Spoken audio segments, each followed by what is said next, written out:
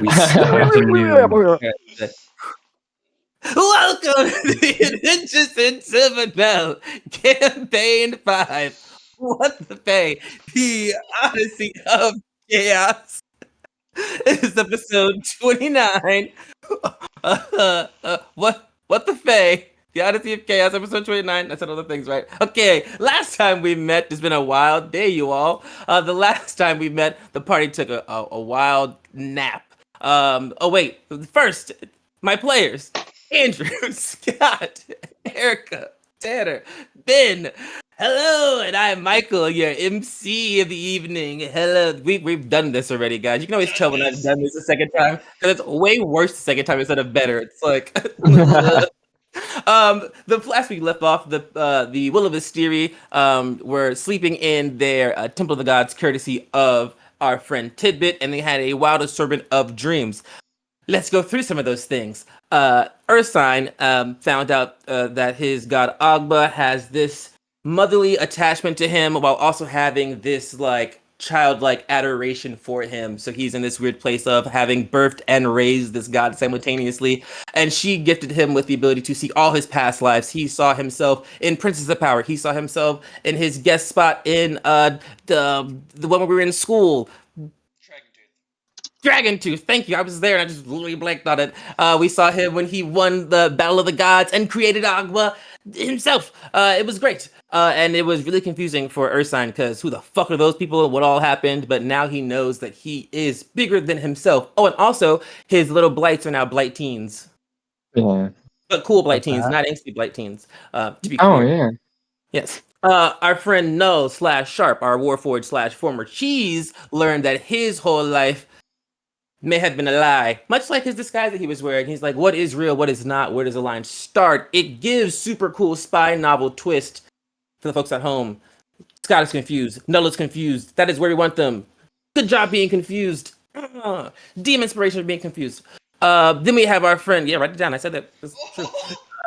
Then we have our friend Desiree. Desiree had a crazy dream where she went back in time and saw historical events. The best kind of dream to have when you're a nerdy girl. Until you learn that your great. I feel like I always just make a lot of greats and then don't remember how many the greats are. But they're her great grand Desandra, OG member of the Will of Asteri, and also we learned she's also a technically the first member of the Cult of Asgrath. As she was, which we also learned the Cult of Asgrath kind of started with these dragon-bound warriors who were supposed to help Tiamat and the Elemental Kin fight back in this great war. Things got dramatic because Asgrath's a dick, which we all know as players, but Desandra, way back then, didn't know who that guy was. But you should watch all the episodes, all the seasons of Silvernell. He comes up a lot. Dragons are bad here. It's crazy. Then we have our friend. Okay, all dragons aren't bad. That's wild. Then we have our friend Sylvie. Sylvie learned that. What did Sylvie do? Sylvie had a meeting with their mom / aunt / hag / mom again, but in quotations. That's crazy. And learned that their whole life also may be a lie or a really well curated art project. Some may say, or pet project, learning that their life is also false, but in a different kind of way of falseness. And they are being wrapped with what is real, what is not, as they ask all kinds of questions that they never considered before because they are dealing with and were born to a professional gaslighter, a hag, and has those struggles. And then our friend Tidbit had a lovely chat with his god of time, god of the Fae, Summer Song. You all know him, you all love him. He shared his condolences about the passing of the queen and shared insight on his own experiences with loss as a god of time. And he helped Tidbit kind of move through some midlife crisis like situations as he was processing where he is and what he is supposed to do, and the mission given to him by God that he completed on accident or purpose. It's really up in there how that really worked out for him. But being touched by God makes it easier. All that happens. Sharp has mastered the art of reading his friends in their sleep because he watches them sleep in not a weird way, but in a way that is like analytical and also just kind of weird. We know that he's watched them sleep, and he knows the difference between a restful sleep and a sleep in which they receive messages from the beyond. And this is one of those days. The party finds themselves at the table. Sharp is bringing them food. They're in this weird half, I just woke up from a nap type days. And we can say that he knows that this has happened because he's seen the weirdness in their bodies and has displayed for them the difference between a regular night's sleep and a tonight's night's sleep, and also gives them some keywords that they had said to thus prove that he is not lying and that they have had these moments. And so everyone sits around. He has exposed them, and whoever wants to tell Sharp their dirty little secrets first can go first. Action for real this time. Sylvie's playing Nose Goes. Yeah, so I watch you all sleep, you know I do it, and you all have been acting different. And now I will visually display how you all have been sleeping different. Well, that was a great detail. Thank you. I put a lot of thoughts into that, you know? I get kind of lonely out here with you guys. I think I must have been looking the other direction. Oh, Tidbit missed it all. All right, Can you do it again? No, I'm not going to do it again. Listen, I got my own problems, all right? But you guys have all been acting real freaking weird, and now I'm starting to think me watching you guys at night is a benefit to you. I don't know that would be a benefit to us. Yes, because it's all happening to you at once. I've been watching y'all sleep for a long time. It's only recently that you all are doing weird shit all at once. Probably tied together. We've been tied together since really the beginning of this whole situation. So, what happened? So that also means you're included in that, Sharp. You're also doing weird shit that we don't know about because we're sleeping. Very true, and I actually had some weird freaking shit happen last night too. And if it makes you guys talk about what you had, I'll talk about what I had. Yeah, that would make me feel better. All right, Sylvie, remember the chest that we pissed in? Yeah. It's a lie. Mostly my piss. Oh, it's a lie? Yeah, my eye hole opened up last night, and I saw Prime Ultimatus from where I'm from, guys. And it said the exact same thing that the chest said, but the chest said a little different and didn't have as much information. I think I've been spied on this whole time. Oh. Why didn't you say that when you woke me up in the middle of the night to get rid of the chest? You woke him up? More important to get rid of that, and you were very adamant about going back to bed. That's fair. So? Oh, yeah, what weird shit was going on with you, Tidbit? Yeah. Oh, don't look at Tidbit. Tidbit doesn't have weird shit. Tidbit was hanging out with God. See, that's weird, Tidbit. Well, let me guess. He didn't give me snacks again. Actually, he did give me snacks this... Oh, that's really weird. Yeah, he got weirder? I didn't think about that. But yeah, God gave me snacks. Okay. What else did God do? God talked Tidbit through grief. Oh. So let's move on past that. Yeah. I'm gladly. Yeah, I mean privacy and all. Okay, Desiree, what freaky shit did you dream of? Well, speaking of Tidbit, sometimes we do speak to each other in our dreams, but my dream last night, per se, was not one that I did speak to Tidbit in. Just dropping that casually. I mean, we mentioned it. I feel like we've mentioned that. Maybe. I It happened like 2 nights I ago. just wasn't listening. Yeah. Oh, they didn't talk about it. So you talked to Tidbit in your dream, but not last night. Correct. That's correct, yes. What did you dream about then? Well, I necessarily wasn't having a dream of my own. I was dreaming through my great-great-great-great-grand's eyes. It gets weirder. Weird, yeah. Me? No. I'm just saying the situation just got weirder from Tidbits talking to God. You're right. So you're talking to your grandma, or great to the 5th degree. God gave you snacks. And what about you, Ursine? Have you all ever taken care of teenagers? No. It's strenuous. No, well, my lights will come out. Oh, Like what size is me? like on cue, the party Yeah. sees, which is a sight. Coming down the stairs from where Ursine was sleeping, you see a single entity. It is a medium creature. It has short legs, long torso, longer arms, very like silverback gorilla-esque walking down the stairs. It is a mixture of orange and red flowers, vines, and like these thorns. And it looks vaguely familiar, but you've never seen this thing before. But it sits right behind Ursine. Yeah, Okay, so that this is them. Oh, that's bigger than me, Ursine. I didn't even know they could do that. Is it normal? I don't know, Oh, were but they all formed together? Because you had Oh well, three.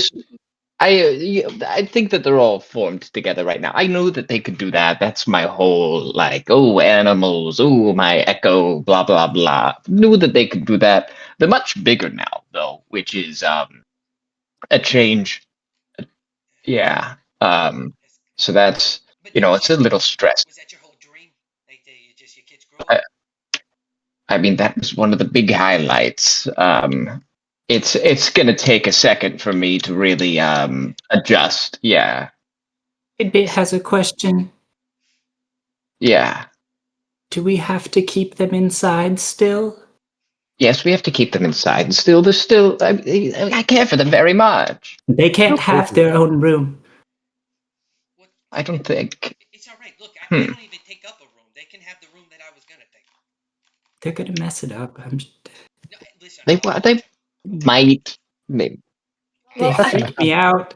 I do see where Tidbit is coming from. Teenagers do seem to have quite the reputation for being rowdy. These guys are cool, though. They're not angsty. They're cool. Listen, I'm gonna beat the shit out of any teenager that breaks one of Tidbit's rooms, okay? What's important is that you're all doing freaky stuff. And don't put your feet on the table. I'm gonna point at it. Take your feet off. Take your feet off the table. I literally did it right after I said don't do it. Maybe they're a little bit angsty, but they're still cool. Oh, yeah. All right, Sylvie, what did you dream?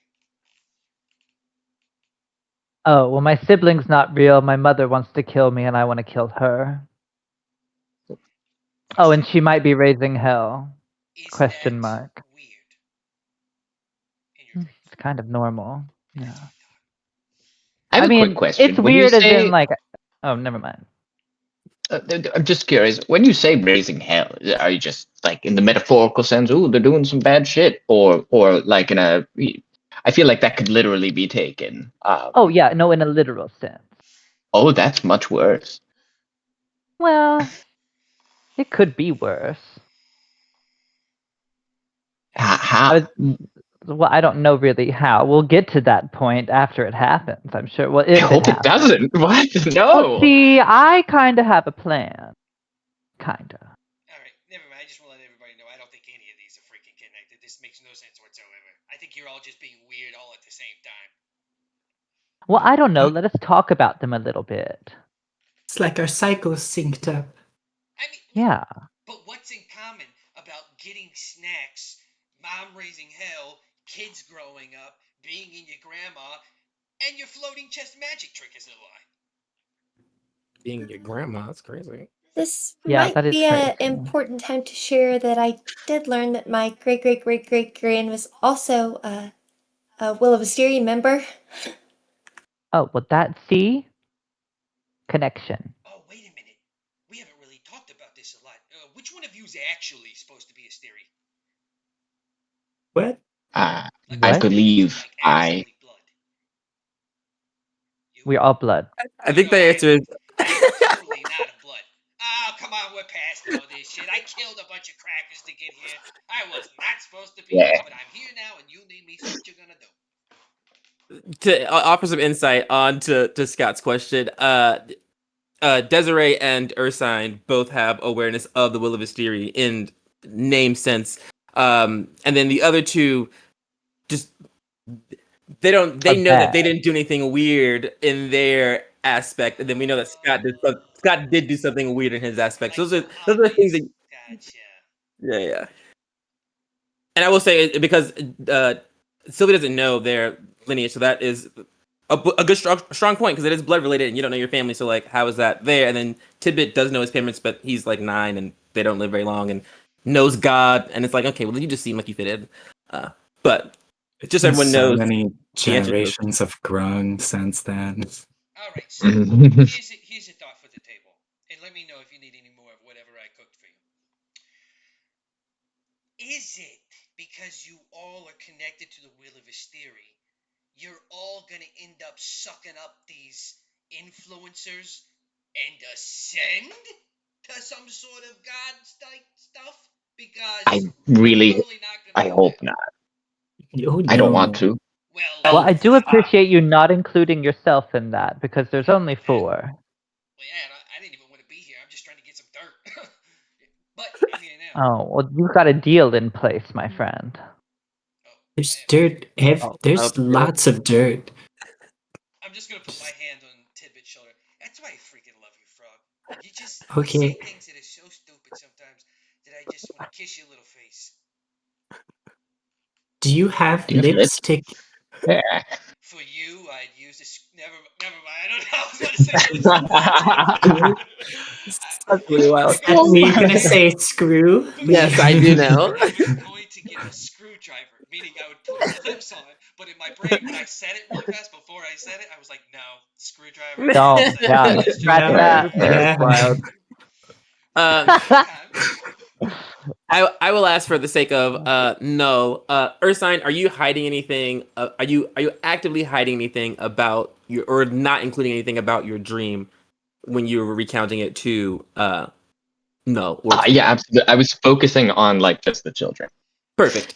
Desiree, are you actively and intentionally hiding anything from Null in this representation of Yeah, I'm hiding all the Asgarath shit right now. Are you kidding? I'll share little tidbits. Great. Well, I'm gonna assume Great. I only know what they literally just said, so anything Yeah. else I wouldn't know. Yeah, I'm just making sure that, because sometimes it's like players will say a thing and it's like, oh well, I would have just said all the stuff, and so as long as everyone is actively trying to be shady about it, then that's great. But if anyone is trying to just like, or has forgotten, then it's like, ooh. So I just wanted to check in. Sylvia, I assume you're you. Also, you didn't really lie. You kind of said everything pretty honestly. Right? But are you excluding anything else that I may be forgetting? I mean, I'm definitely like, no, I pretty much said it all. I don't give a fuck at this point. I'm upset. And tidbit, last I one. mean, Tibbet's not trying to exclude anything intentionally. I think he just didn't want to be all like, I was grieving, but there's nothing to hide there, really. Yeah, and then I think the only thing that extra would come up is the test you took with Summer Song and the 4 blocks, and like the divinity test, which you're welcome to mention to them. Honestly, I would have brought that up. Because that was weird. That was If I hurting my got head. you. There we go. Yeah, and so he mentions these, like, he in his dream that Summer Song presented him with these 4 blocks that he thought were elementals, didn't realize were you all, and then had these like conversations about divinity. He removed Null from it because he viewed him as very material. This is literally proving my point, Tidbit. What you're saying right now. Mm-hmm. What do you mean? He moved Sylvie out because while powerful, their power was described as the inverse of Summer Song's power. It was not celestial, it was the opposite of that. So it was like discredited as not powered by a god.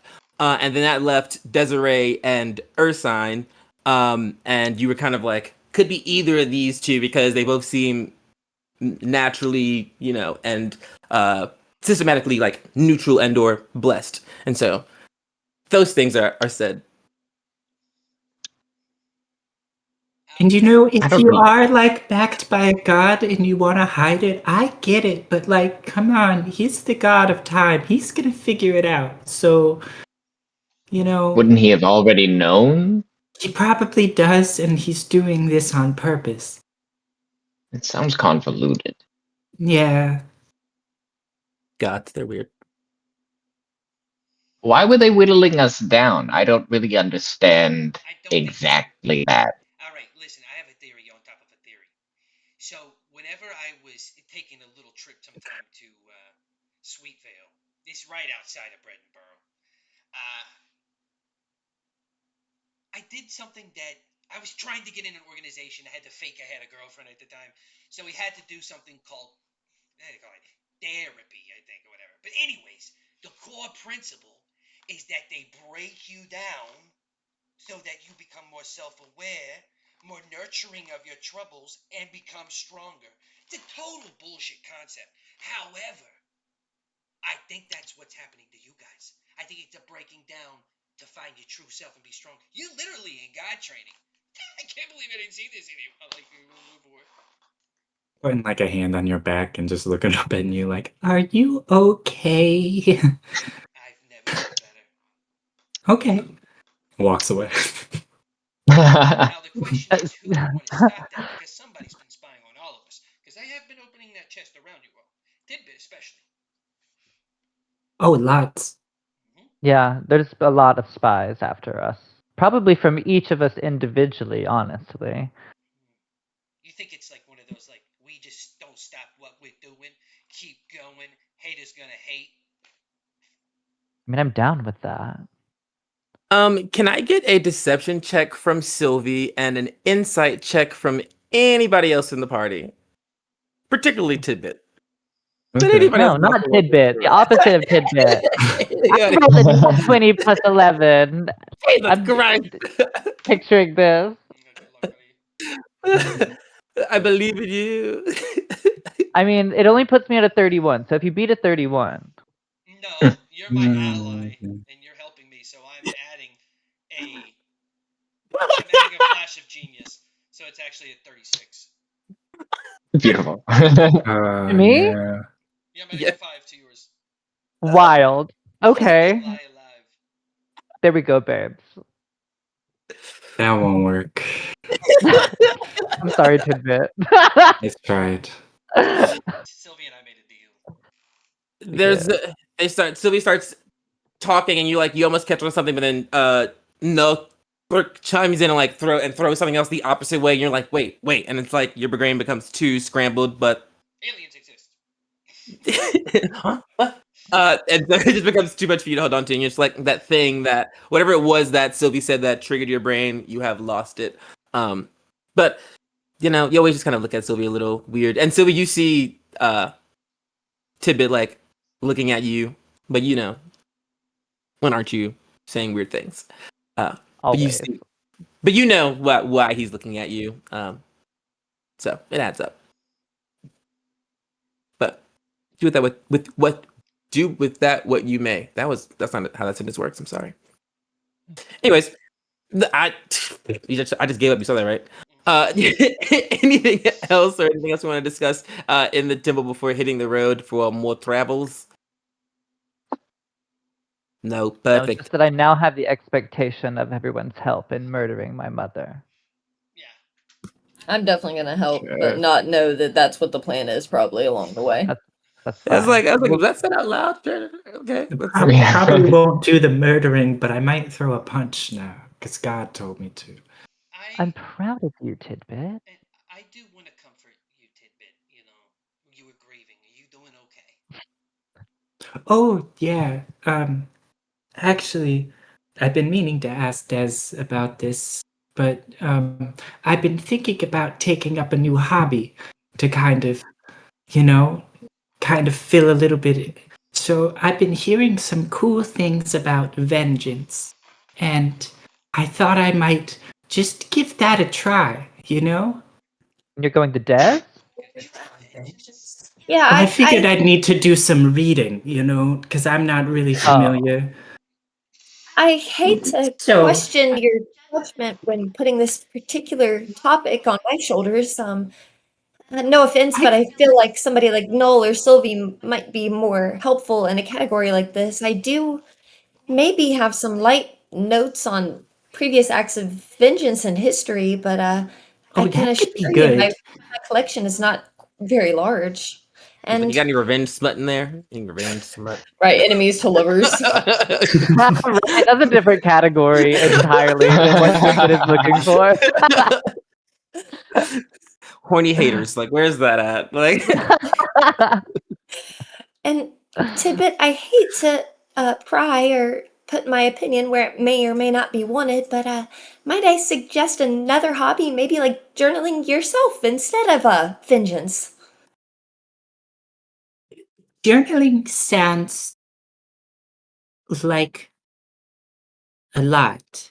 But Well, you vengeance seems very simple. Also, in my God's own words, I need to. Did, did, did he say beat some hoes? Or what did he? It was very crass. Every now and then, you just need to hit somebody. But, so I figured that's an easy target and might as well make a hobby of it. well, once again, I hate to input my opinion, but metaphorically, you could take out that vengeance with quill and paper. Write down some of the angry thoughts, or like, as you say, wanting to smack those hoes. You could count that down and write about that, and maybe that getting it out will still give you some kind of release. If I may interject, maybe the phrase beat some hose means cultivating land. Speaking to plants is very therapeutic. And they're wonderful listeners, so long as you don't have a speak with plants spell on, because they are quite talkative. But I've found it to be very helpful. Oh, so you just like to talk at them? Sometimes sometimes they don't have the nicest things to say back. They don't have many opportunities to. So, maybe some other input on this could be good. All right. you also think about Summer Song and his. You learned about this in that dream of Summer Song's material life as a warrior, and that was something you wanted to talk to Desiree about, because you only know of him as a god of time and all these things, but he was a warrior for the kingdom of Symphony prior. But no, back to you. Sorry. Okay. Let's say I walk up and I kick Ursine in the groin. Okay. Okay. Please don't. I will not. I will not, mainly because I'm at face level. Thank If I you. need to kick, I'd headbutt. What should Hmm. Ursine's response be to you? Me? Yeah. Oh, sorry, to me. As the headbutter kick. Oh, well, hey now. Don't Right. you think there might have been a different thing you could have done right there? Yes, exactly. So that gives them the warning that you've overstepped the boundary, and we're still being polite and everyone's good. Now, after he says such a thing, what if I go and kick him again? Oh, then you get banished. No. Then they'll come back or they'll disappear. You kill him. I can't do banish. Can't do banish. Oh, what do you No. do? I don't know. What tools do I have at my disposal then for this scenario? What damage do you do? What can you hurt people with? You gotta think about how you can hurt people. Oh, I trap you in a bubble and I roll you away. Suffocation. Asphyxiation. Is that what you mean? No, they breathe just fine, but then they're over there. Sylvie, your turn. Freaking great. To be fair, it sounds like something I would do if I were able to do that. Yeah, I mean, it does sound nice. How do we help this? What do you mean? What do you mean? What do I mean? How do we help this? It seems so innocent. Like he needs to go to the deep, dark urges and let them Remember when seep I out. gave him that wand? Before with like Yeah. endless fireballs? He didn't shoot one. No, he didn't. But he's tapped into something recently. I've seen Well, it. I didn't want to kill anything, so. That's And you don't have to kill. You just have to harm. really bad. Get him I in might the run Although away. killing is the step after that. Oh. Okay. I might have to think about this for a bit. No, do it all right now. You don't have to do it right now, Tidbit. Let's What go. you will get satisfaction out of, most likely, because we're talking about murdering the person that murdered your mom, right? Oh, yes. Yes. Just making sure I'm on the same track as you, because you will get the most satisfaction out of probably a long con, as I call it. It's where you really plot and scheme, and then a lot of the times the murder happens, and no one would even know it's you, but you know it's you. And that sits well with you at the end of the day, because you're perceived nicely, yet no. Yeah. Oh, so the longer it takes, the better it is what you're Not saying. necessarily. Well, that's But a kind of little nice for time a is kind of hobby. essential. It's a good hobby.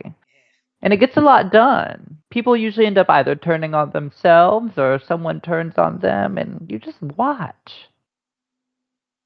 That sounds complicated. Oh, it's quite easy. We do it every day. I'm doing it now. What? What?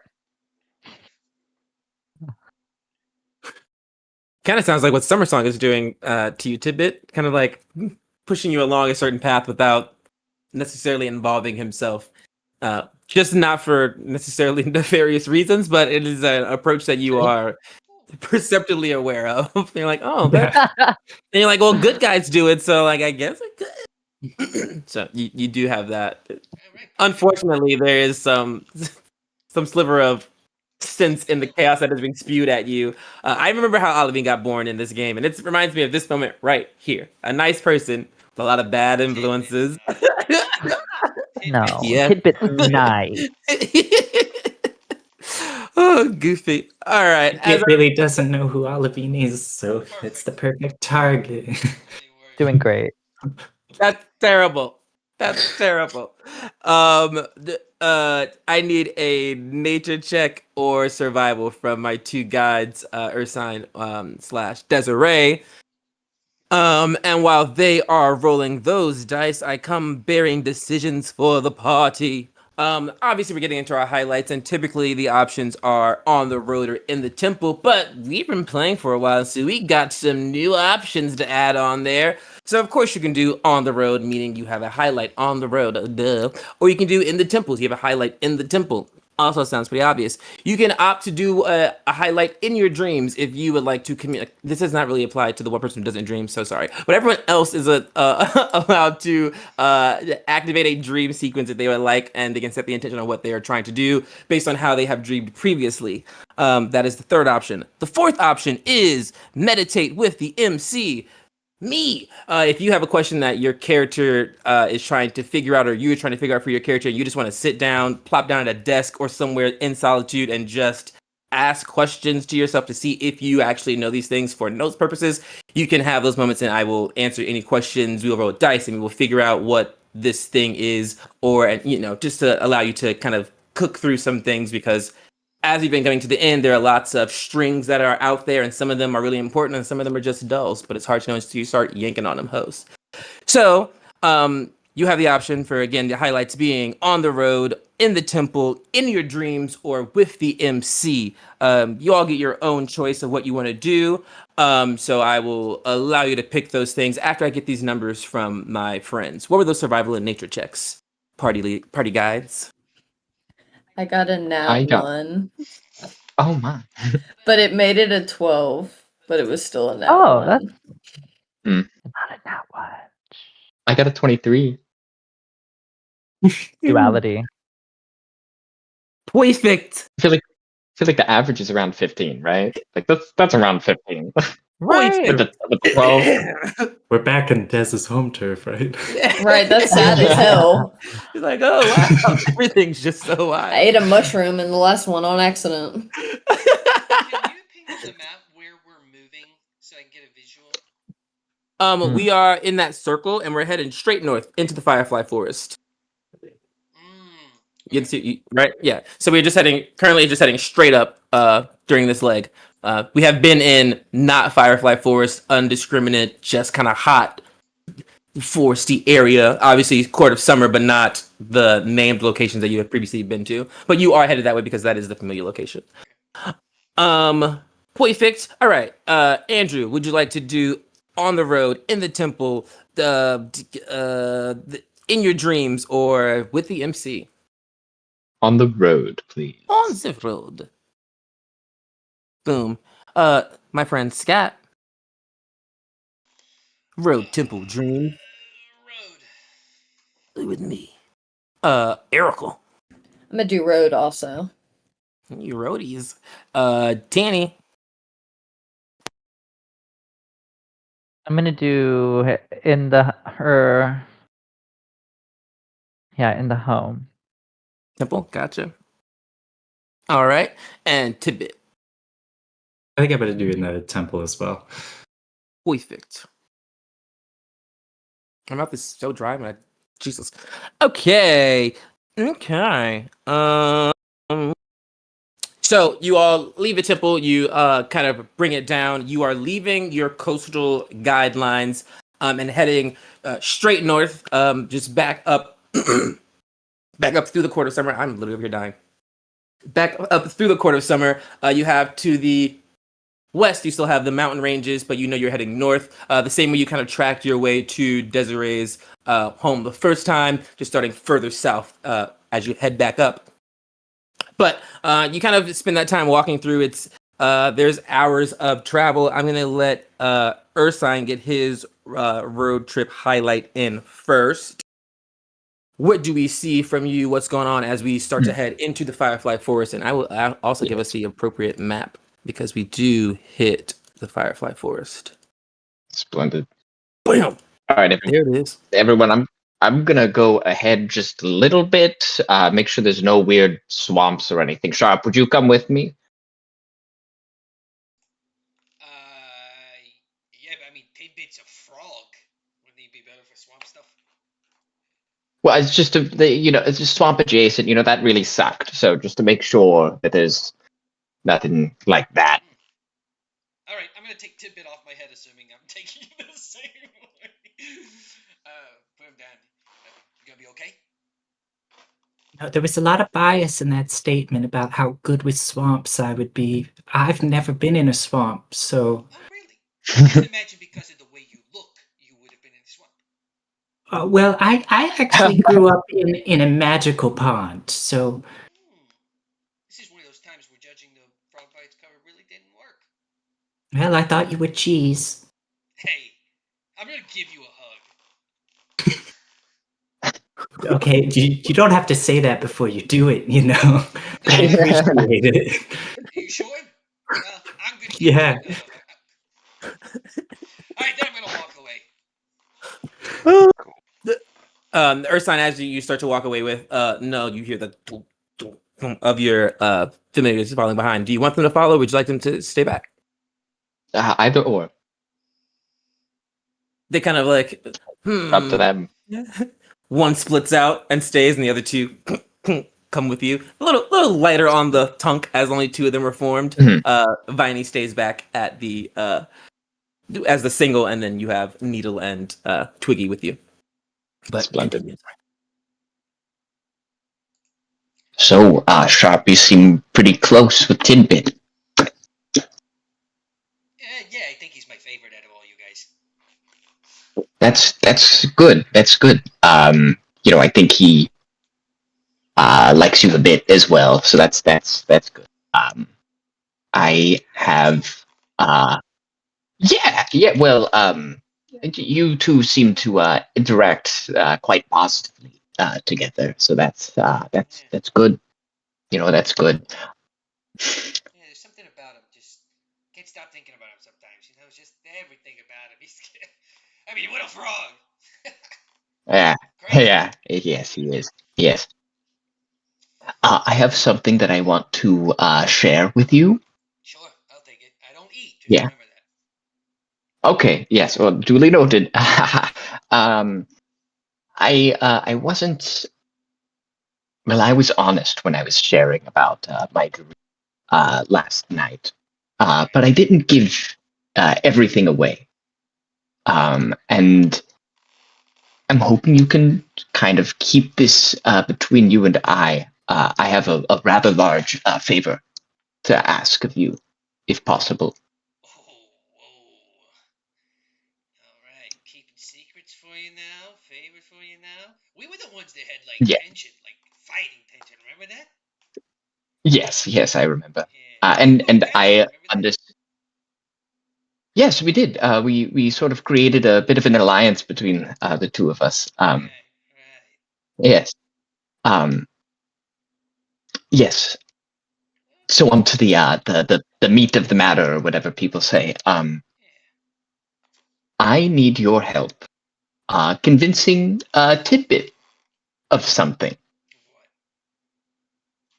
What? Well, I appear to have been engaging in some mild illegal activities. So? Well, you say so. However, I feel as though the god of time might not feel the exact same way. I have been communing with a god somewhat directly, which is not good. Okay, so you've been Um, talking to Summer Song this whole time too? no, I haven't been talking to Summer Song. Funnily enough, I don't believe that Summer Song should be communing with Tidbit directly. But there's no book. Well, there might be a book written down on this. I have Did to you ask. talk to? No, I shouldn't. Who did you talk to? Well, my God, my God. Who's your god? Uh, Agba. They are the god of wisdom, knowledge. I mean, that's Big kind of the tree. same as time, knowing everything, but if you're wise, you kind of know everything. So you've been doing the exact same thing. Yeah, there was some difficulty for a time, but we've been able to mend um, memories. I I bet presume. Grovy's talking to the fucking devil. I wouldn't doubt that. Honestly. Um, but yes, I was curious if you could help me convince Tidbit to. They're going to find out at some point, and to maybe let that slide. I've said information already, which may allude to me communing with my god. However, You want me to straight up tell him? I don't know. I feel as though you are the closest with Tidbit here, and you may be able to help. Okay, I just need to understand the goal here. You want Tidbit to know that you talk to your god because he talks to his god, and maybe you can get together and have a big old tea party? I'm confused. Well, I don't want him to tattle on me, really. To who? Oh, to his god? His god, yes, But you've got a god on your side. Your god I can do. outwise his god, and his guy can already see it coming, so he gets in a circle. You're gonna be fine. My god was sort of created or like brought into existence by that god, so I feel if there's like a totem pole, yeah. Yeah, but you're the old Bill of Asteria. That's the old god of time. That's like old jurisdiction. You know what I actually think is best for this? I think we go straight up tell him right now. No, I think that is not the course of action we should take at all. I understand that this is like something that's like there's gravity to this. I will be forever in your debt if if this plays out the way that I hope. How long in my debt? But yeah, a good time, a good long time. Oh, that's a long way of saying forever, which is what is up. I think that the ends justify the means here. Perfect. All right, yeah. I'm not gonna tell anybody. You know what? I'll give you a bonus because forever is a large number. I won't tell anybody else. It'll just be me and your secret. Thank you. So if this ever comes to fruition, to Tidbit, if we could help with the convincing, that would be wonderful. Oh, you want me to lie about it too? or use your you have an amount of charisma to you. This feels shady. Look, I'm gonna be honest with you. It is. It's definitely shady. Yeah, but That's I why I'm don't asking care about you. the person that would get hurt. Nobody has to get hurt. That's the best part. Can I sleep on it? Yes. Perfect. Wait, you don't sleep. You said yes. Damn it. Give me 10 minutes. I just need to walk around Tidbit and look at him to see if this is something I can keep a secret from him. You know? That's fair. Well, thank you for allowing me to talk with you about this. It means a great deal. For sure. We have like a new energy. And you can do it again in 10 minutes. I'll be right back. I'm just going to start walking around Tidbit. Yeah. You walk around Tidbit for approximately 10 minutes. It is slightly awkward, but you just rolling around, keeping pace. Anything Michael, particular happen in those? does my passive 20 insight say anything's off here? I mean, I don't know if it says anything. I think everyone thinks it's weird that that Null comes back and it's just oscillating around either just you or the whole group because you're with it, but like he's just like rolling around, just like watching you, and so it's like it's weird. I don't think you need to roll anything to it's weird. Your friend comes back to the table for lunch and just starts doing laps around it, and you're like, But Sharp's always weird, so like do you say anything about it is up to you, but it's definitely weird. That goes to the whole party. Everyone sees it. It's weird, but like if you I'm call not your friend out acknowledging who's it. weird, and it's just Sharp. But yeah, those 10 minutes go by, and I'll roll back over and tell him we have a deal. Thanks. You could have done that less conspicuously, but thank you. My style is blatantly obvious, and you still don't know. I'm confused, so that works. got it. Perfect. And a seamless transition as Scott is next, or no/Sharp/Scott is next, and you're also doing On the Road. What you do? What you talk about? I'm gonna just kind of roll up beside Desiree and kind of talk to her. How you doing, Desi? Rough sleep last night. Being your grandma and everything. Yeah, I mean, if I'm being honest, it really has thrown me off my game today. I'm not quite feeling like myself. I'm feeling really out of my element, even though this is where I should be most familiar. Well, your personality seems one that probably needs to feel safe, even internally. So, like, maybe your books and your journals offer that safety. Maybe you'll feel more comfortable and ground yourself more to reality by looking through your history books that you write. You know, I think you just made a really profound point. No? Wow, thank you. And I've been meaning to do that anyways, because something that you said earlier really stuck out to me. How you mentioned all these primordial beings that we're gonna have to go and fight, and maybe us having something to do with them or absorbing their power in some way, especially after what happened with Ursine. I'm really thinking I might need to dig into some research and see if this is anything that's been accounted for in the past. I think there maybe could be some truth to what you're seeing, or maybe at least what you're thinking is a good theory. We haven't really had time to bond before, so why don't do you have any of these books on you, or are you gonna need to go get them? I mean, I keep what I can on me, and she's gonna sling her big old bag that she has to the front. And it's one of those, I don't know what the specific style is, but it's like one strap and it's just a huge bag and it looks like Oh yeah. patchwork. That's like what it is. And it's just full of books. I'd say like probably 25 to 30 off of like first glance that you can see in there and go, uh, this is all I can fit on my person, but it is what I've deemed to be the most accurate information and what would be most useful, especially when we went back home. I swapped a couple things out, thinking that maybe some things might be more useful. So there has been some information in here that I haven't thoroughly gone through on this trip. Well, I was interested in maybe if you had a book I could read, and then we could like walk and read at the same time. Enjoy birds that are on fire and the trees that are on fire. Just generally enjoy the fire. What? No, I didn't even know you could read. That's incredible. You know what? I'll take that one for the whole tidbit and the pond thing. That's fine. Yeah. So I was wondering if you have it recently. I've discovered I've been spied on, and fuck, it sucks. But I'm gonna kill him one day, revenge. Oh, I gotta tell Tip about that. Anyways, my new mission is kind of more getting to know someone and making sure they trust me so they don't find out secrets, but also genuinely trying to figure out what it's like to make that connection. I did mention at breakfast I did go to therapy, and well, I'd like to do something like that. Maybe books on relationships, adoration, how to like a frog.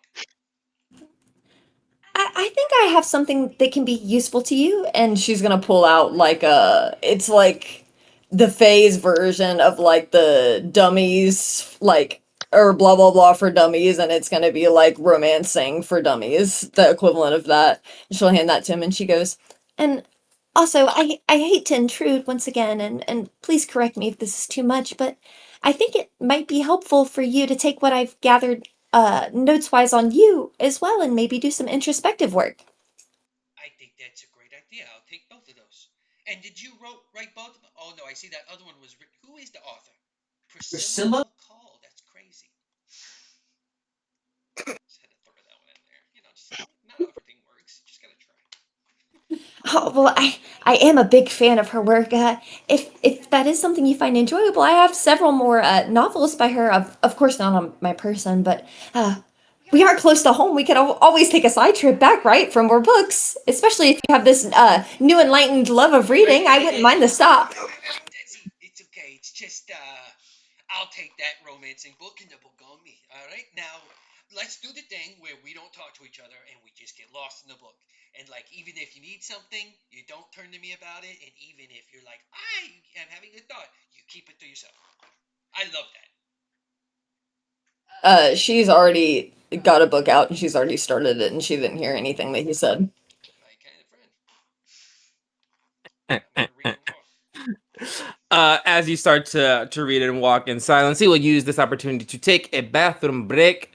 And we will be back shortly, my friends, to continue this this trek and to have a little surprise because a Nathman must be respected in this house. But after the break, we'll see you guys. We'll see you guys later. We are back from the bathroom. We are back from the bathroom. Welcome back to the Adventures in Silvernail. This is episode 29 of Campaign 5, What the Fae, the Odyssey of the Chaos. Thank you for joining us. We are out in the Court of Summer. We are hitting the section of the Court of Summer known as Firefly Forest. And we are moving north.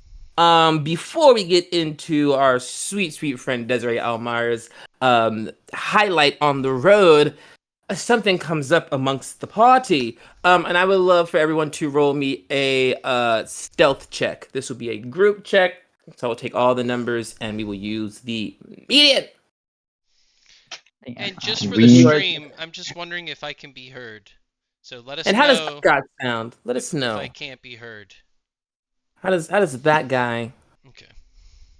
2 to my north sound. Is there any way for us to know that we have to be stealthy?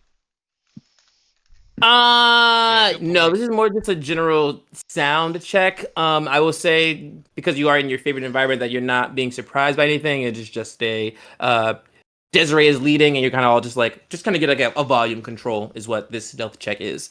More so than trying to legit sneak up on something. It's just like how loud is everyone being while you're chatting in the forest. Started off with a 7. Hey! Well, I got a 9, so that's better. Ooh. I got a Let's 14. go up. Yes. Oh? Nat Scott got 20. He's like a 28. 18. No, it was close. It was close. Okay, yeah. We have range. Yeah, Desiree, as you're leading it, you kind of are the middle one of there's too high, too low, so we'll sit with that 14.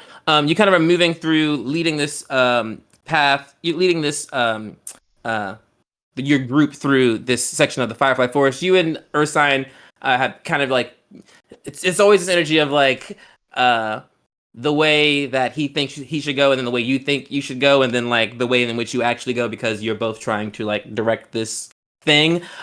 You end up winning in this argument as you start to be like, oh well, I just think, and because you're from this place, he lets you do that. And then that one carries us to a very interesting scene. The 14 keeps you quiet enough that you don't alert anything, but the things that you do see, everyone make me a I would say this. You come up across it is obviously a battlefield. There are these there are two kinds of smaller creatures that are littered in this opening, and then there are is a very large creature and that is on the ground, prone, and then two medium creatures on each side of it who are interacting with it in some way.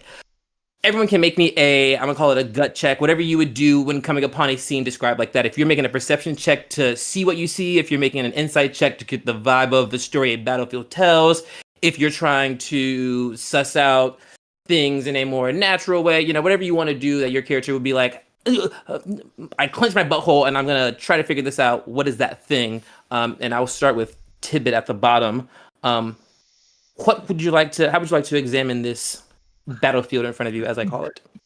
I'd like to perceive it with perception. My big grung eyes looking all around that battlefield. And that's a 25. Perfect. And Scott, you can be heard. We have two people confirming that. Perception 25. Lovely. Tanner, what are you doing? I was gonna do an insight on what you listed as like insight earlier. Yep. What'd you roll? General vibe of like the battlefield. Oh, I rolled a 22. Perfect. Working my way up the list, Miss Desiree. What you rolling? I'd like to go for nature, kind of examine the surrounding areas, see what's off about this area compared to where they've been previously, and maybe see what kind of battling was done here, if it was by force or by magical means. Absolutely. What'd you roll?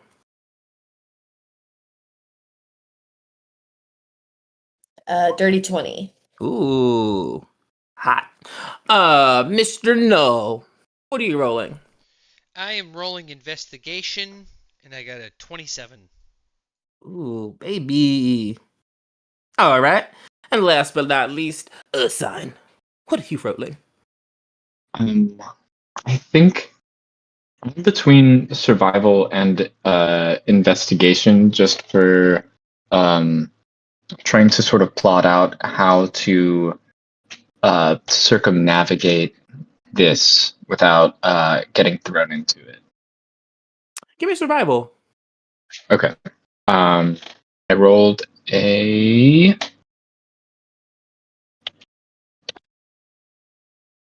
28.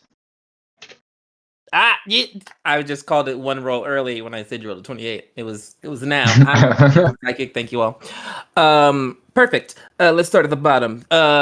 We got a perception, insight, nature, investigation, survival. All different things. Love that. Okay. And also all above a 20.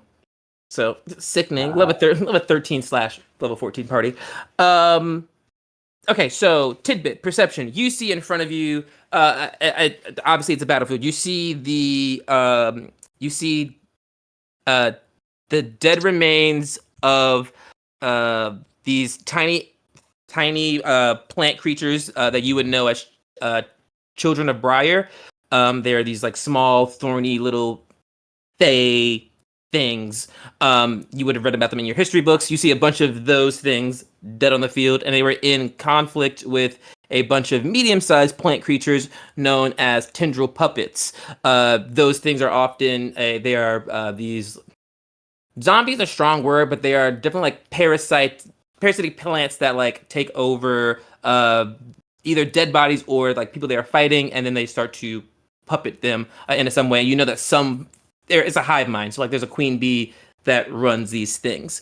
You kind of see that, and you also see that there is a vine lord, which is it's one of the two medium figures that are on the field. One of the to medium humanoid things that are on the field at quite a distance. It's long, it's tall, masculine, like trench coat energy, and it's got these vines coming out of it. You know, it's a vine lord. It's the thing that it is the queen that controls the tendril puppets. You also see a dusk thorn dryad who is opposite him, across from this large thing. She is interacting with the same large thing, but you see it as a woman who's wearing a the closest to a Fae version of a leather jacket. She has like this leather jacket on, and it's got these thorns coming out of it. She's a thorny girl, and she's got long grass-like hair. She kind of has like Desiree energy. If Desiree was like in Greece, and like this was the I wear all black and leather, and Desiree is like the not black and leather version. Like this girl is like steps on throats, wears spiky stilettos type energy. And then the big thing you see in the middle is this, it is the dead corpse of a troll. It is a large creature, it is in the middle of them, and it is right there. So the scene being painted is large battlefield, bunch of small dead creatures, the tendril puppets and the child of Briar. There's a giant troll, or a large troll, let me use the correct sizing, a large troll, and on the opposite sides of the large troll is a dryad and a vine lord. 25 perception. That is what you see. Insight from my friend Sylvie. Building off of that, they're interacting with the vine lord, and the dryad are interacting with, or trying to interact with, the troll. The troll is obviously dead, but they're making some sort of like, you can tell that their hands are on it. It looks like, but then as you're looking at it, it's like, from the you know, like how a human arm's length is, it's like, oh, this is like either they have really short arms or their hand is inside of that thing, and it's like hard to tell. But inside, I'll keep going into it. You know of dark magics. There are things that can be controlled only after they die. There are things that like to control things after they die and pilot them as protectors or guardians of some sort. Dryads, or Dustthorn dryads in particular, are people of that nature. That typically takes a coven of them, but they can turn trolls into these sort of like they can turn dead trolls into this sort of guardians for them. And I think you're witnessing a one troll, and there are two people who are trying to gain control over it. Because also you can see that this vine lord controls things in a way using its vines and controlling its puppets, and so it's trying to also hijack this thing. And so you see that there is a contention between the two of them, as they are both trying to grasp at what you would know to be the heart of the troll. They need to get to the heart so they can, whoever can put their magic into it can raise it to be on their side. Which is like, okay, bad, their minions are dead, but also they are trying to get a large creature on their side. So now you're like, okay, who are these two parties and what do they want? That is the new problem we have there. Nature check as we move into Desiree. Desiree, that troll is dead, which is a good thing, because the thing that you notice about it is it reminds you of the rot beast you saw earlier, way back when, and that effect they had on the biome around them. And you can see, you are looking at the battlefield, but you're looking truly at the battlefield, not who's on it, but like the battlefield itself. And you can see these weird patches of dead earth where it looks like footprints where this thing has stepped. And you also see like, just like around its body is like this death that is, that was spreading out of it, but it's not moving actively. But this beast is of a rotting variety, so you would know it is from a different court. And as you kind of think about that, you look at the two people who are interacting with it, and neither of them give fire energy. They don't give court of summer, which doesn't mean they're not from the court of summer. But they're definitely not. It's definitely not a like, you're from this area, but also not doing rot things and no other elemental things about them. But they are there, and it is a weird thing for you. But you notice that it's a rot troll, and that it is affecting the ground and building all those things. If that thing is to get back up and if its heart starts to pump again, that rot would start to flow again. Thus, as you know, a rot beast and rot things do, it spreads. Investigation. You look out at this scene, Scott, and you don't have you don't have the the reference of what Fae or things do. You're looking at it from a chessboard, like what is happening. And it looks weird. Because you see all the things that are dead, you see the two people who are fighting, and it looks like they got into this conflict with each other, is how it would, if you just like walk into it and on face value, it looks like they got into a fight over this thing. But as you look at it, you look at where the dead bodies are of the children of Briar and the tendril puppets, it looks almost like they were working together to fight this troll. Like there was an alliance of some sort between at least the minis that were out there. They were working together to fight this troll. As you kind of look at it, it's like they're kind of small. Like the children of Briar are small. Even the people who are controlling them are these medium-sized creatures that they want to take down a large beast. And it doesn't take rocket science to know that it works better with more numbers. And so then your brain goes into, oh, this is a deal that has gone wrong.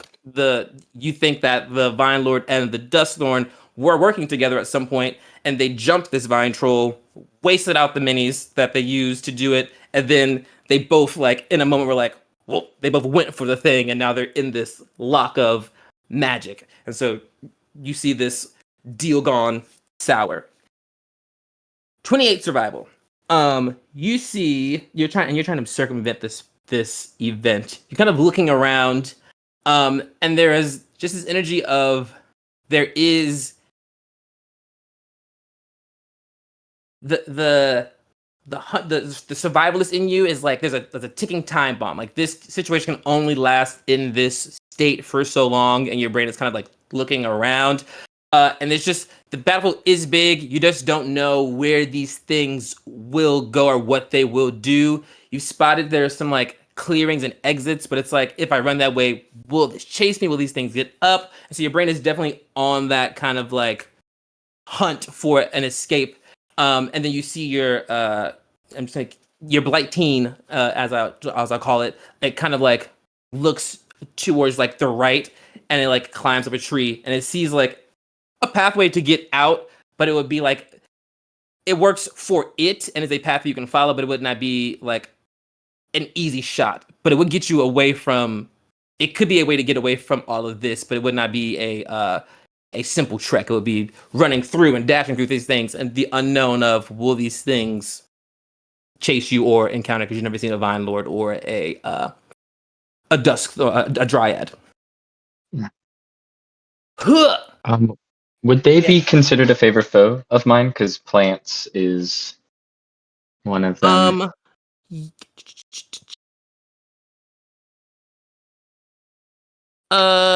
Your weird nature senses tingle. You know that of the things you're seeing on the battlefield that you feel like I could take it.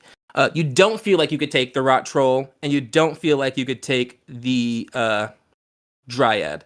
The Children of Briar, the Vine Lord, the Tendril Puppets, they all seem like vegetative. Like you understand you can like look at them and understand their anatomy in a different kind of way. They're all plant creatures. The Rot Troll and the Dryad are not.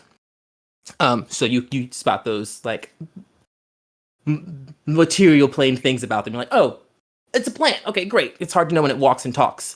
And also, speaking of walking and talking, this Vine Lord and this Dryad are arguing with each other. That's like, I think of it as imagine like a custody battle in court. It's just like them arguing about their perception. It is in common, and they're just like yelling at each other as they are trying to like get deeper into this thing. And you can tell this is for Sylvie. I'm staring at you and I was like, what's your name?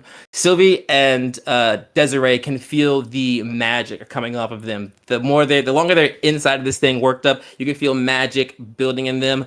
You can assume you got, let's say, 12 seconds. That's 2 rounds of like before something goes buck wild between these people. If you can't, you need to diffuse it, leave, or figure a thing out. The last thing I will say for Desiree and for Tidbit is, as players, your brain goes to this place from the Sky Defense Academy where you are reminded that the Sky Defense Academy pledge is to protect the Fae from all foreign and domestic threats. And so while you're welcome to do whatever you want to do, two of you are trained to like protect the Fae. What that means is super open to like, interpretation. But there would be some more dilemma if you just left it. But yes, you see the battlefield. You see the wildness. It is an ambush that turned into a backstabbing. The power over this troll is up for grabs. Some people know what that means. Some people don't know what that means. And you just see that this thing is brewing. And it is, even if you don't interact with it, it will still explode or like something will happen either way. But you all stand there and you are like, ah! And you have those flashes How of far thoughts. away are we, like foot-wise, would you say, from the troll? Troll and the big bodies, 100 feet. They're like, you hit that thing and the 100 feet away, but in between that 100 feet are the dead bodies of those Children of Briar and Tendrils, which do look dead. They are prone. They're not moving. There's some like, and I mean, this troll is also dead, right? it is prone as well. Everybody's dead. And are they reacting to our presence at all? They have not Nothing noticed yet. you.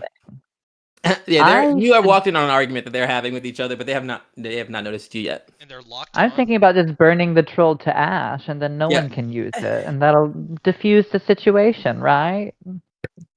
Potentially, I will say for Scott, literally, yes, there's a big thing in between them, and each of them have an arm like inside of it trying to reach for something or do something. So it's like, and they're both going for something. It's, I bitch too. I love bitches. But it's inside this corpse, and they're reaching from different angles trying to go for the center. That shit's nasty. We should kill all of them. Yeah, let's just. I think that we don't Start with the Kill 'em. troll, though. It's a quick Yeah. That's think we have- escalation. We could put the troll in the bubble, or Aren't you trained to diffuse situations like this, Tidbit? oh, I'm very good at this. Then why would we not? Let's just leave. They're having their own thing happen. Could Well, I think someone this would throw also be me a good over there? opportunity. I mean, Tidbit could try out his killing, powers right now. Wasn't gonna try that. And if Just I'm gonna being slip- honest, I could not leave here in good faith, knowing what is about to happen to the land around us. I mean, Yeah, we've already don't do seen that. signs of this before. I think you could.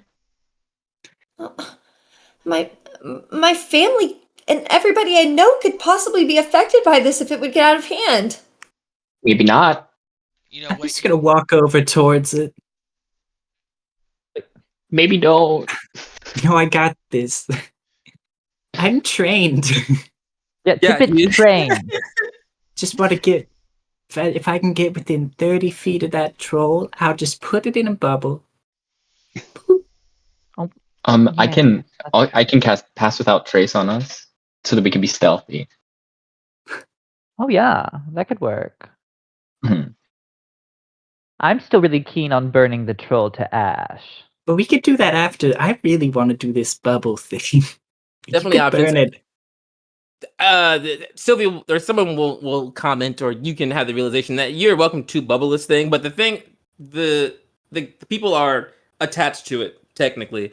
To where how that bubble affects that is like up to you. Oh, you can put all three of them inside of it, or you can try to switch them off. But like they are technically in this moment all connected. But that also may not. Your spell could probably just fix that. I don't know. I'm not have the wording in my brain. I just wanted you to know that before you try to do it. I'm like, well, it says okay. So it says a large size or smaller, and they have to make a dex save. And I figured the troll's dead. Fails the dex save. If there are arms in it, that's not really my fault. So if it says nothing passes through the bubble. So like if it's like an old Casnipity and it's all trapped up and then it deals with his business, that's fine morally. I like the gray area for that. So we're gonna keep that as okay. Yes, Tanner. So if I use a concentration spell, would it still work within your bubble if I cast it before you bubbled? And 100%. And that it would just be trapped fire? Yeah. Yeah, it'd just be in the bubble and none of it could get out. It'd be all contained. It'd be as safe as possible. Maybe we could figure out how to make the bubble bigger to fit all of them into it with fire. Can't get bigger. Oh, never mind. Only gets smaller. Yeah. Yeah. Oh, Guys it's at get its biggest, I smaller. guess. It's a large creature is as big as it can get. Yeah. Well, we can contain the fire then. I mean, yes. I mean, so we got pass without trace to be unseen, setting it on fire, and then containing the fire. And what happens to the other people? We would just leave it to the dice. Okay. Yep. Anyone else doing anything in this? I'm gonna stay Opening action? back where we are. Gotcha. I'm gonna I only need help 90 foot burn range. along the way. I'm gonna do a nice little flame strike at them. Oh, To perfect. help Okay. burn. So Two are burners. they not trying to kill the two people? I'm confused here. I think no, that no, no. In This is Desiree's peaceful diffusion. Yeah, I think that their objective is they're going to defuse the situation by taking away the prize that they're fighting over. So they're just going to kill the troll so they can't have a thing to fight over. So it's like we'll just let them, and then they'll feel how they feel, which probably won't be happy. But and the troll is the thing in theory that might damage the land, and that's what Yes. Desiree is concerned And the- about, not the people. and the troll, arguing. yes, and that is also a factor. The And troll their is magic, a troll. their magic buildup is in that troll, so it's just all shut away. It is a not unheroic and also not heroic way to handle this problem. It's very morally gray, all caps, underline. They're like, just blow up the bomb. I've learned Right my there, god like- is neutral. Cut the troll in half. It's calm Oh. down. I would so yeah, try that. That seems to be their plan, is to sneak up on it and blow up the troll and contain it, or burn the troll / contain it, so that way the Lord and the Dryad can't get it, and then if they lose an arm or get an attitude after that, they can also die. But they won't have the power from the troll. Yeah. The troll won't be nasty, and so yeah, that's not a It's plan. heroic. I we can know it's a diffuse bomb. I could diffuse any anger afterwards. Oh, well, we Uh, could just kill them. We Bomb is don't- a strong we word. There's don't definitely a have to. magical buildup that is happening that two players have identified. There's like, Do if we have a this goes sense on, that they're touching it is making them magic build up? Or, like, if they take their hands off, it'll get worse? Like, we don't really know, do we? the magic buildup is coming from them both trying to do the thing. So either one of them has to stop or they both have to stop. The problem Oh. is it doesn't seem like either of them want to stop. They both want the thing. I'm casting Fireball on the ugliest looking guy with his hand in. Why are we wasting time? Just kill him! No, this is a peaceful negotiation. I'm gonna show Textbook. you Trust. peace, as in pieces! Well, we've already initiated this, so you're behind the pledge. Alright, well, let's go. He just joins the fire part of the team. Great. So Ursine throws out the pass without trace, and everyone goes oddly dark, really low to the ground. He's like, "You are Earth," and you all kind of sneaking up to your appropriate ranges, so you are not 100 feet away, but whatever feet you would need for your spell. And then flame strike, fireball, and what is Tanner doing? Immolation. Oh, I'm doing immolation, yeah. Perfect. Flame strike, fireball, immolation all go off, centered simultaneously on the troll, and as it starts to, as flame comes from every which way, it's almost unheard as a bubble of silence, just bloop, a piece just moves towards it as Tidbit wraps his arms around it, makes his weird croak, and all that fire is caught in this bubble, and is just spectacular to watch a fire, like an explosion go off so close to it. And it's like, wow. And you're just watching all the fire wreath around it. I can make a dex save for them. I don't need to, but I will. It's not gonna be pretty. I say about 5 seconds in, Tidbit's like, by the way, this only lasts a minute, so if it burns longer than that, we should run. Oh no, I can turn it I off. rolled 2 dexterity saves for these people, my friends, and they both rolled nat ones, which is crazy. But Cut off their also, arms. yeah, it also in this world, not only does that happen, they're failing all these saves. They're taking max damage for all 3. Like the fireball is hitting their body. It's hot. It's just the arm, though, right? It's so hot. It's so hot. Flame incinerates out, and there is a moment of you just kind of see the fire in it, and you see the Vine Lord and the Dryad start to scream, and you're like, ugh, getting your arm cut off does suck. And then the only person who really gets the first sight of it is the person with the 20 passive perception. That wound is cut off, and then you see the fire on their arms, and at first you're like, it's cauterizing the wound. Thank goodness. And then it's like, when you put like paper on fire, it is like it's having that kind of like effect as it rips up and through the Vine Lord, and he's just screaming. Screaming in so many languages, a lot of them common, and he just it hurt. I just wanted the heart. It's so hot. Damn. And also you see the dryad going. It goes up her arm. Shit! God damn it! Shit! And she's screaming, hollering as she. And you all stand there. The fire goes out. The circle comes down, and there's no rot beast. There is 2 piles of ash where the Vine Lord and the Dryad were. There's no ashes. There's no grass. It kind of looks like when lightning hits sand and makes that like kind of glassy vibe.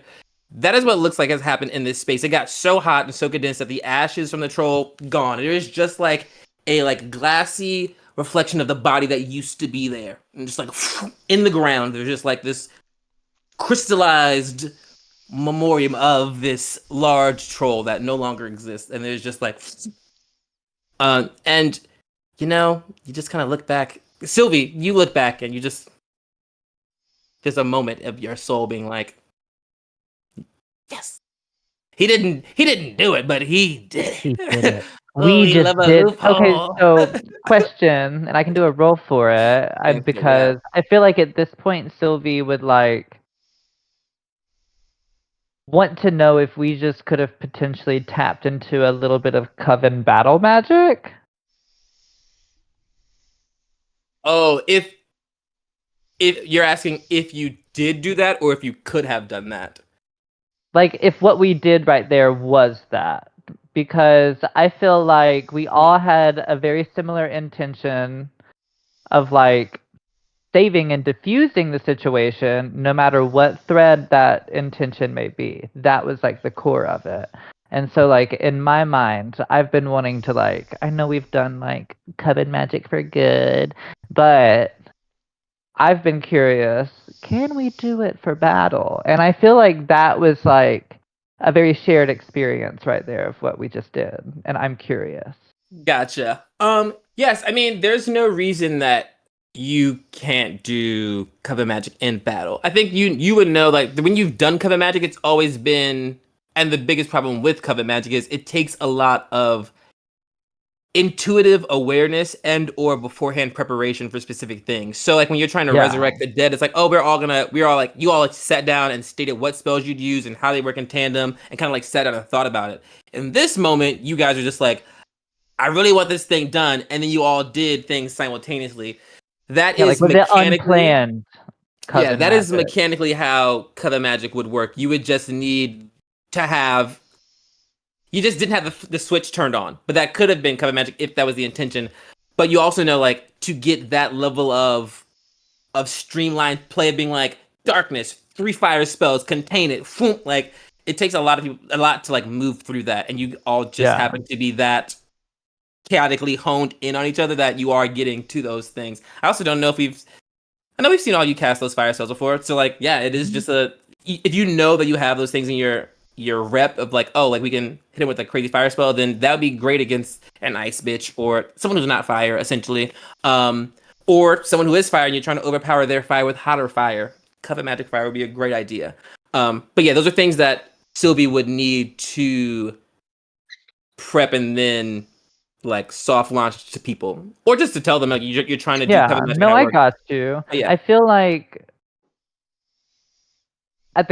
so let me reframe a little bit, because I do feel like I came into it with like, I know there has to be like the intention. Mm-hmm.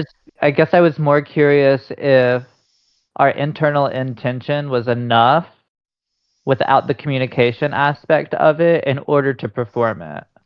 Does that make sense? You do need the Verbal. conscious effort. You need Okay. and you know that you need the conscious effort. Not necessarily everyone else needs to do it, because to do coven magic, you need I'm for the this group to do generator. coven magic, you need to be a part of it. And so Yeah. you just have to like give consent to do it, and then it starts to proc, and it just takes all the steps. So if you had been like, I want to combine all these fire magics into a thing, and they then did the fire magics, coven magic right there. Or if you wanted to take, how you wanted to split up the 3 spells you picked would have been whatever. But if you went all 3 fire spells, you would have got crazy fire magic, or 2 fire spells and the containment spell for like a cremation. Basically, what happened were the elements to it. It was just very broken down, and like, but you see the steps, and you're like, oh, these are all the pieces that can come together with simple intention. Yeah. Then that'll be Sylvie's clicking point of like achievable. Yeah. You got hinge energy, and that also just like Sylvie is a powerful bitch. Your presence is a power. Charisma caster. Who? Wow, that's crazy. Yeah, but yes, you all just open up a cremation service, and you cremate this troll in truly matter of seconds. You see the problem, identify the issue. Less than 12 seconds pass before you turn into darkness, move across the map, and act like God and smite this unholy thing off the earth, taking out it and the 2 things that were attached to it. Their alignments and morals be damned. But there's no rot and there's no bomb. So that's great. And, you kind of look around and you're like, well, we can leave. All the boxes are checked now. We did it quickly. The rot's gone. We can get out of here. The only thing left there are the bodies of the children of Briar, and the tendril puppets. But, they're recyclable. Are they humanoid? The tendril puppets they're like a human bodies with vines coming out of them. Did they have any loot on them? You absolutely can look through the tendril puppets. I'm just gonna loot their veins of blood. I was gonna say, you can also look for blood, because this is a fresh battle scene. This has happened today. But yes, you can loot the tendrils for blood and for goods, because they were people before they became tendril puppets. Make me a. Are you looking for anything particular, Scott? For looting these bodies? For their gold, any maps, or any written documents. Roll me a investigation check, which is gonna be so high. 23. Oh, you find 23 pieces of gold, 13 pieces of silver, and a ungodly amount of copper as from all those bodies. You do find some paperwork. The only thing you can tell from them is that these people have been dead for a while. The paperwork's all like kinds of fucked up. It's like, it's just loose leaf paper, like notes they had on them, and then they forgot that they cared about it, and they are a washing machine, and they just have been walking through things, and it's all just kind of fucked up, and it's like, I don't know what this says, but it is proof of humanity. No weapons on them. They just kind of bite and gnaw. You said money, documents, and maps. You find one map, and 23, but you look at that map and you're annoyed, because you look at it and you're like, oh, I know this map, because it is a map of a place in the material plane. It is not a place in the Fae. So you could assume that one of these bodies was some sort of adventurer, or someone who like came to the Fae and they I did not recognize the place on the map. Yeah, it is above fairy ticket. It's something with the slopes of screaming agony. Sand? Oh, okay. No, other way. Yeah, it's okay. It's slopes of screaming agony. Yeah. Volcanoes. Which okay, from hot to hot. So maybe there's a transfer of, there's weird doors in Silvernell that connect planes in weird ways. So hot is a thought there. But yeah, you find those things. And Tanner, you are able to get blood. It is a unorthodox process. It takes a couple bodies to get a full vial of blood. There is blood in these people, but it's been replaced. A lot of their veins just don't exist anymore. These vines have ripped through them, so you're just finding pockets of blood that just like hasn't been fucked up, but you find enough of it to be like, oh great, I can like fill this vial. And so you have enough. You got 24 hours worth of blood. To do with that you please. And people watch you gather blood from Trindle puppets. I mean, I just exposed my entire life to these people. You think I give a fuck if they watch me get blood? Yeah, and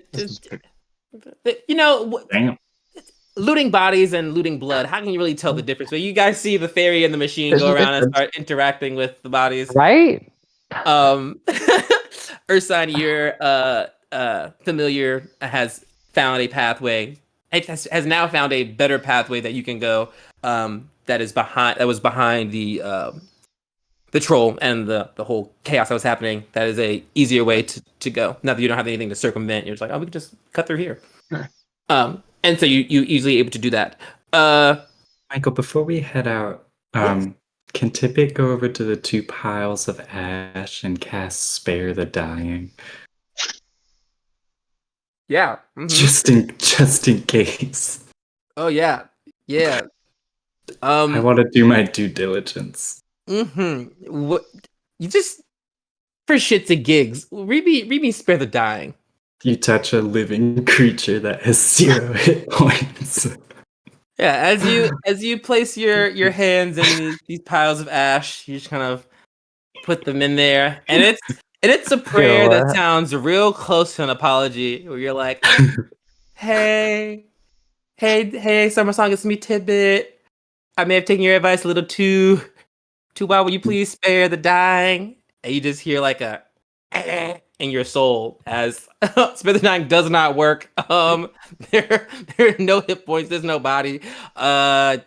You couldn't even reincarnate these hosts if you tried. You'd need a resurrection. You probably need a true resurrection because they ain't got no bodies, no body parts. They've been disintegrated for all. I'll walk up to rhymes and Tidbit reasons. with my book open to chapter 1, Empathy, and hold his hand. We really They can learn went together. a little overkill on this one, like 0 to 100. It escalated so fast. I'm gonna pull up his hand, and I'm so proud of you. Okay. The only escalation.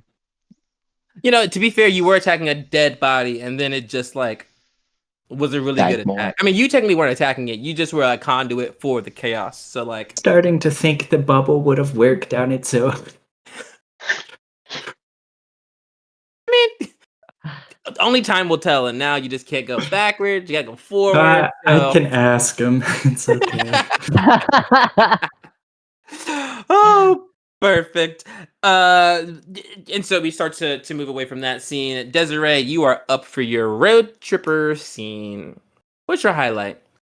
I think that she wants to spend a good amount of time.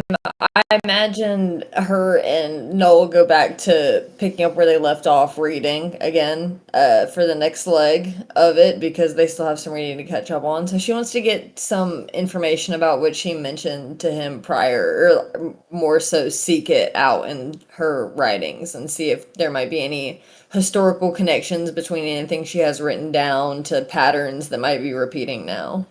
Okay.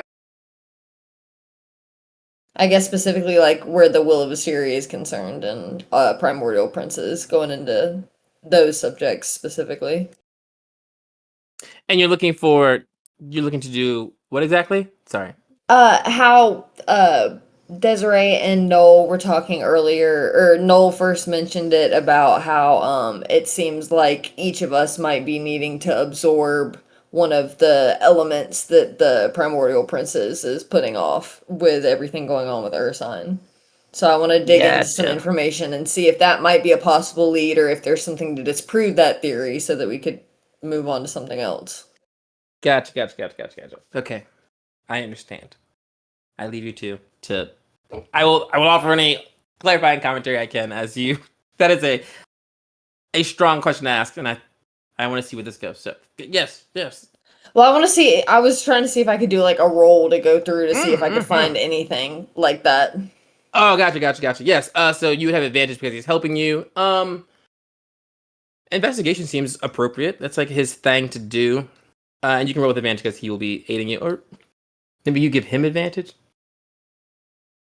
Whatever you think would be the. He said no. He's gonna help you out.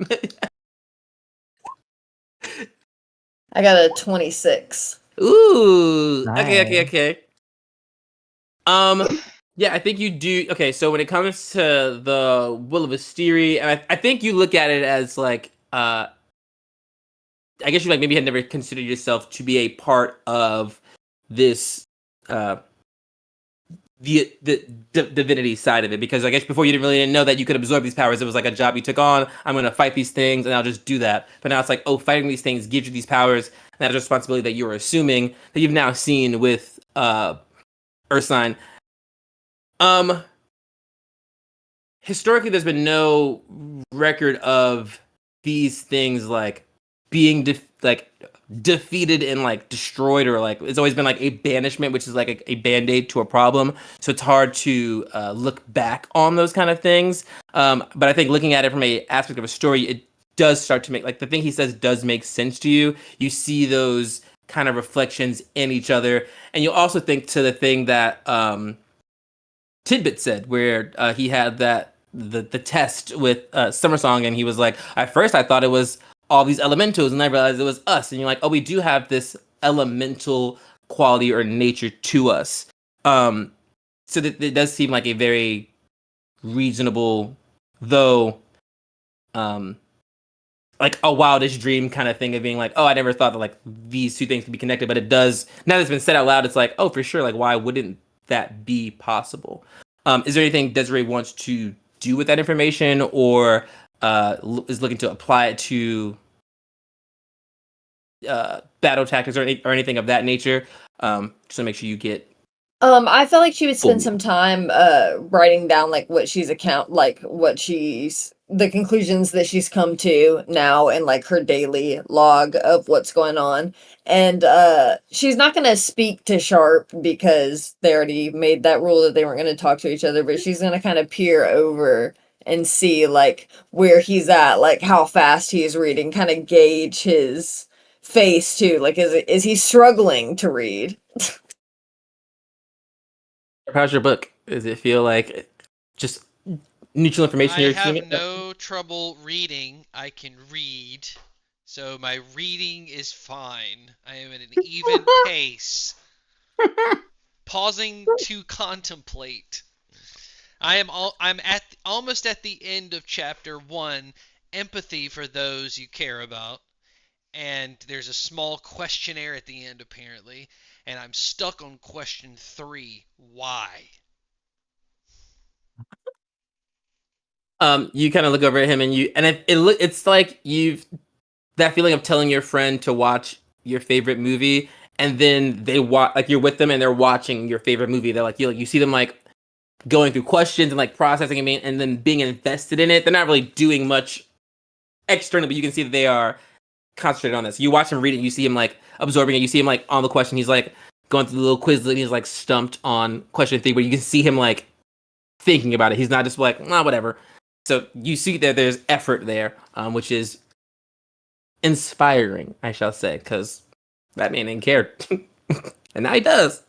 So you have that calmness in you. There was something I was gonna say about. Oh, when looking at Sharp, a thing that you also remember or kind of think about is Sharp's. When Sharp was talking about everyone having an element or being attached to this, he automatically removed himself from the equation. He was like, "It's all you guys have all these things," and I think that in your like fan casting, you may disagree with that. And I think from a Fae point of view, and a like looking at things as characters in a book, I think the person that you think would be the best to not have a power is probably Tidbit, because Tidbit already has power in the sense of not even with the god thing, of just like him being on the acapella and like replacing the queen. That gives him power even if he doesn't have anything else. And in the moral, equitable heart of Desiree, it's like, oh, everyone else will have a superpower, and then this guy runs the kingdom. That's fair. Versus 4 of us having powers, and one of those 4 also being Kingdom of the Fae, and then our friend who's a robot who like helped us out with all this stuff doesn't get anything out of it. I think Desiree feels like that's kind of wild. But you're also kind of torn about the fact that he like didn't consider that for himself. You're like, oh man, but why didn't he? I think that is the thing that's going through your brain as you're like watching Sharp read. There's a genuine care that you're building for him that you don't see. The objective view of himself is interesting to you. I think he doesn't see himself as a character. But yeah, you sit there silently. You got to go through those books. If there's anything else I can answer for you, I absolutely will. No, that was perfect. But as she's coming to those conclusions, Sharp has the book about himself too. So her style of journaling is so chaotic that in like shorthand footnotes, she's writing down all the thoughts she's like having about Sharp on the side so that she can later write them down when he's done with it. But that's it. Making notes in your book to put in the notes on your book on Sharp, and he's reading the book on himself. Love that. And Sharp, I think as we end this scene and you kind of like either get through that question or you take a little break and move to your book just to get just to entertain yourself about, well, how do people view me? Not that you care, but like how do people view me? And you like start looking through this book. Make me an insight check. A nice smooth insight check.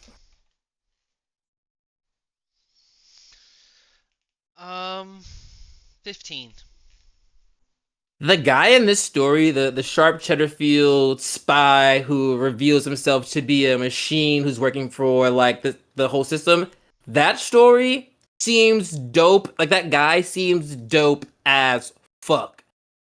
I don't think you I cancel. You agree? You said, yeah, it's me. you view yourself in the same heightened way that Desiree views her friends. So we love that. Which is how I know the next chapter in the For Dummies book she gave me is going to be so easy. It's bringing the person peace. Working on chapter 2. Absolutely goofy.